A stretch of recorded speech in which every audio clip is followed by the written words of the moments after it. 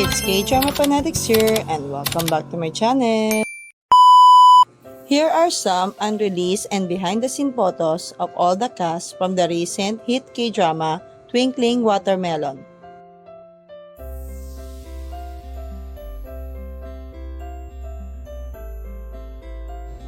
Twinkling Watermelon, also known as Sparkling Watermelon, is a South Korean TV series directed by Son Jong-yoon and written by Jin Soo-won. It tells the story of a Koda boy with a natural talent for music, who travels back in time to 1995 where he meets his 18-year-old father. He joins a band with his childhood father and forms a band called Watermelon Sugar. With the suspicious youths, he meets there and communicates with them through music.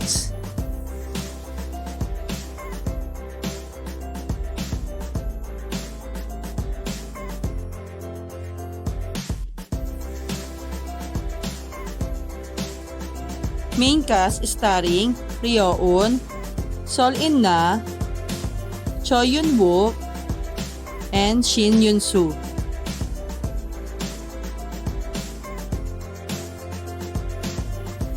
Ryo Eun played the role as Yoon-gyul. He is the only member of his deaf family who can hear. Yoon-gyul is a perfect and excels as a model student in academics by day, but at night, he embraces his passion for music as a guitarist in a band. Sol In-na played the role as Choi Sek-young, the cello goddess and prodigy of Sowon Arts High School. She is a person called everyone's muse with her innocent beauty and elegant aura, reminiscent of a scene in a movie. Lee Chan has a crush on Sek-young. He admires her beauty and tries to win her heart. Choi Yun-wook played the role as Lee Chan, a hot-blooded man who seems to have jumped out of a cheerful cartoon. He grew up in his grandmother's boarding house, surrounded by a college student. Despite his young age, he exudes Generation X vibes. Yun-wook enhances his character's charms with subtle hand gesture and suave speaking.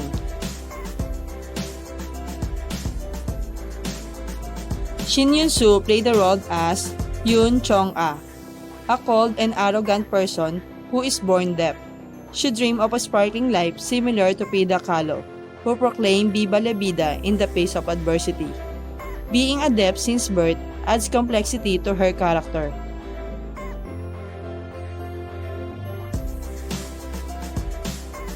Let's meet the Watermelon Sugar band member.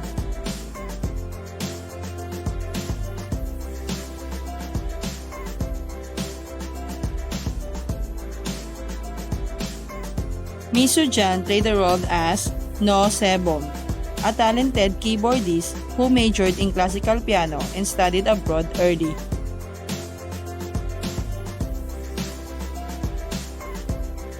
Lee Ha-mi played the role as Lee Si-guk. He is the band drummer from the church band. Yoon Jae-chan played the role as Kang Yeon-yul, a genius bassist. He was a former member of Jin Do-dog gang.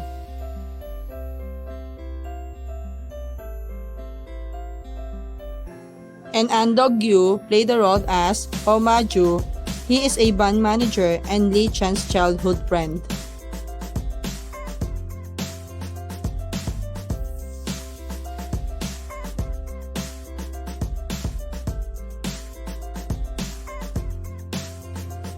The supporting cast members contribute a wealth of talent and depth to the story.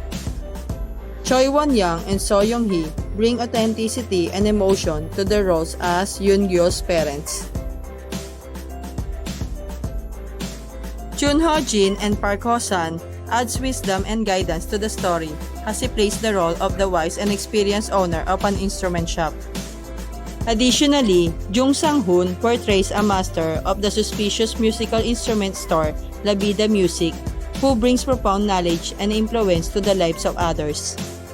Go Do-shim, who played as Go Young-hee, Lee Chan's grandmother and owner of the boarding house. Kim Tae-woo as Yoon Gyun-yong, Chong-ah's father, who is the chairman of Jin Song Musical Instruments. Kim Joo-ryong as Lim Ji-mi, Chong as a stepmother, who is also the chairman of Sowon Arts High School. And Bong Jae-yoon as Yoon-ho. He is Yoon-gul's brother who is born deaf.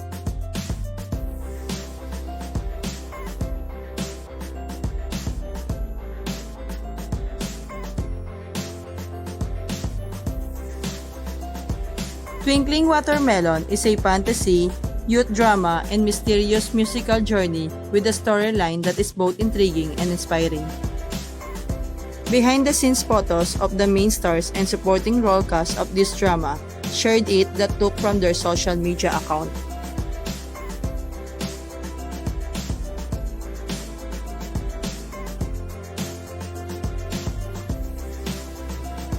Twinkling Watermelon is now signing off.